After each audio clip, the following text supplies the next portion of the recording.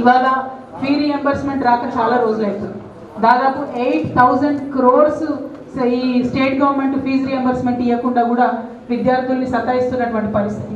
కొన్ని families humble backgrounds నుంచి వచ్చినటువంటి వారు మదర్ ఫాదర్ ఇద్దరు కష్టపడి పనిచేస్తే ఇల్లు గడవనటువంటి విద్యార్థులు రాష్ట్రంలో చాలామంది ఉంటారు.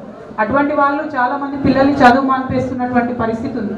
ఎస్పెషలీ ఆడపిల్లలకు ఆ ప్రాబ్లం ఇంకా ఎక్కువైతున్నటువంటి సందర్భం.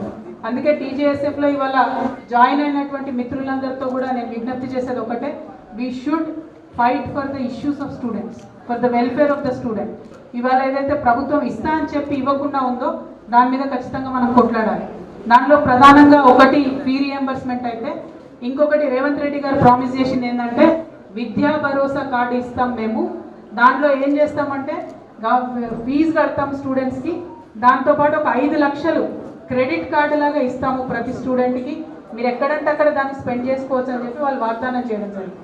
ఇవాళ టీజేఎస్ఎఫ్ నుంచి మనం గుర్తు చేయాలి మళ్ళీ ఒకసారి గవర్నమెంట్కి, మీరు ఈ ప్రామిస్ చేసిండ్రు, చెప్పింది చెప్పినట్టుగా చేయండి అని గుర్తు చేయాల్సినటువంటి సందర్భం.